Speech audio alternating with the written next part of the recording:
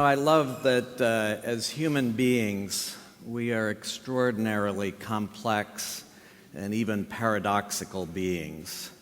That's part of what being human is complexity and paradox.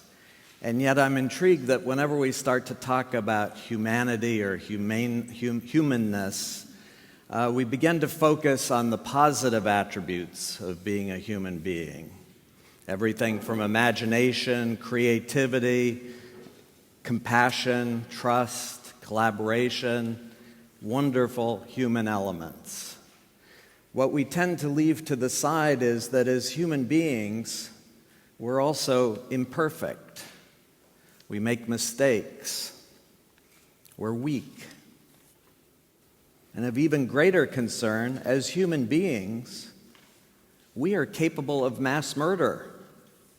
We are capable of prolonged tolerance of deep suffering of our fellow human beings.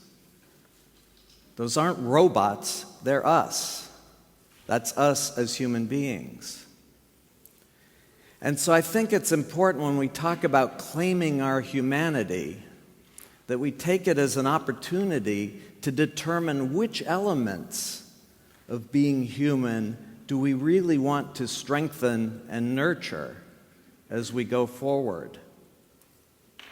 I think one of the interesting challenges today is that we are in a trajectory of technology that is drawing out the dark side of our humanity.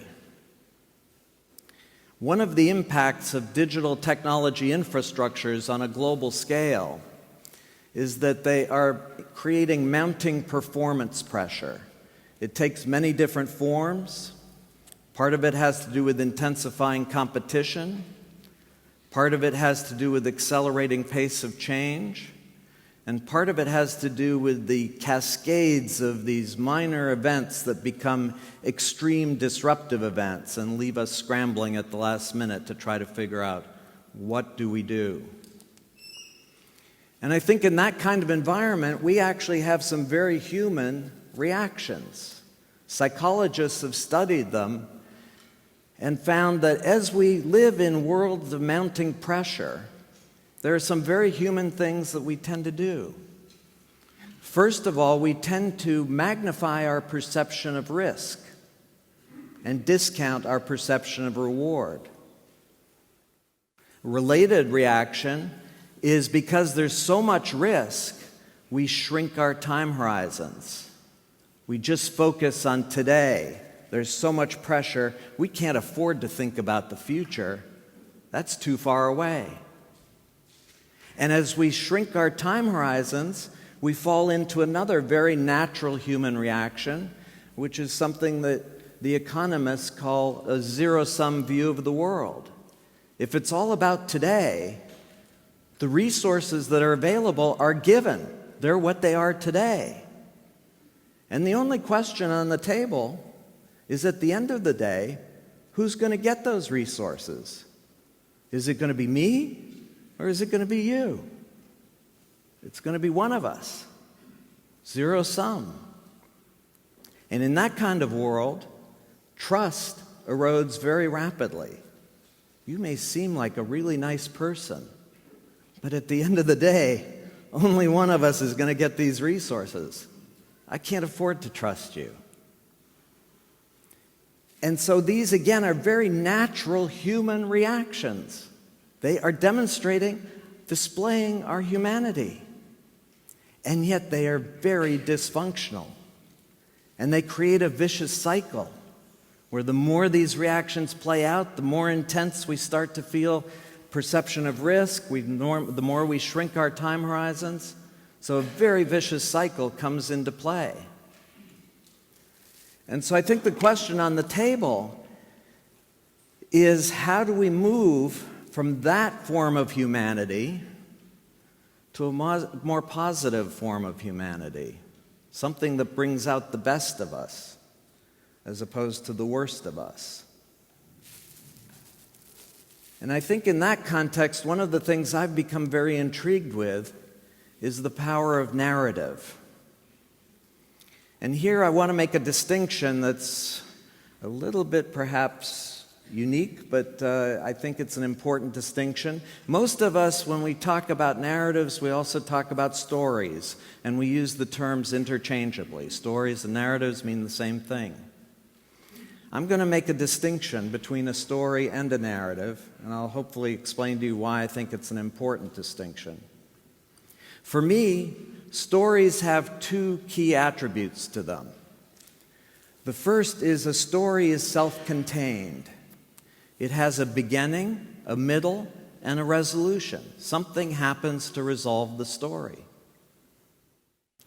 And a story, ultimately, is about me, the storyteller. Or it's about those people over there. It's not about you.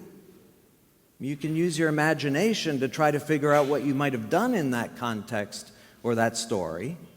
But let's be clear, the story is not about you. Now, in contrast, I think the interesting thing about narrative, at least as I define it, is first of all, a narrative is open-ended. There is some kind of opportunity out on the horizon. It has not yet been achieved, and it's not guaranteed that it will be achieved. It's to be resolved. And the resolution of the narrative? The resolution of the narrative hinges on you. It hinges on the choices, actions, decisions you're going to take and make. You will play a role in resolving this narrative. It is, in effect, a very powerful call to action. And I want to say that I will in no way diminish the power of stories and storytelling. Very great emotional connection established through stories. But the contrast that I draw is that throughout history, with narratives, humans have sacrificed millions of their lives for the sake of a narrative. You want to talk about emotional power and engagement? Narratives have led many humans to the ultimate sacrifice. And I think what's really interesting, so let me give you some examples just to make a little concrete what I mean by narrative. There are many forms that narratives can take. There are religious narratives. There's the Christian narrative. We were all born in sin, and a Savior was brought to us, and we now have the opportunity for salvation. But it's only an opportunity. It's not guaranteed. It hinges on you, the choices you're going to make, the actions you're going to take. What's it going to be? Religious narrative. Silicon Valley has a narrative.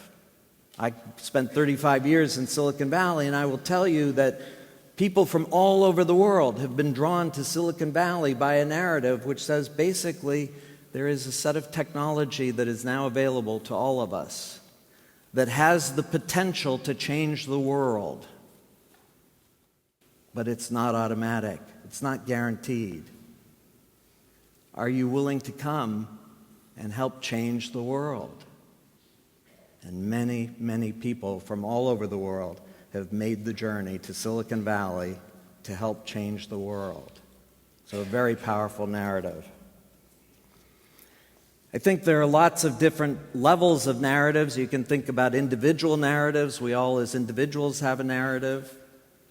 We all as institutions can have a narrative. As countries, as movements, as religions, we can have narratives. But I think in general, we have undertapped the opportunity-based narrative as a vehicle for inspiring and mobilizing and motivating people. I'll just give you one quick example of a corporate narrative that I think is an exception here, which is the narrative of Apple Computer. It was eventually condensed into a slogan which was "Think Different." But if you unpack the slogan, the narrative was we had digital technology that for decades forced us into these little cubicles, stripped away our name, gave us numbers, and made us cogs in a machine. And now, for the first time, there's a generation of digital technology that can allow each and every one of us to express our unique individuality, our unique personality. but it's not guaranteed. You got to think different. Are you willing? Are you able to think different? I think for many reasons, it's one of the reasons that for many people, Apple has become the equivalent of a religion. That narrative spoke to a very deep need and feeling that many of us have and many of us miss.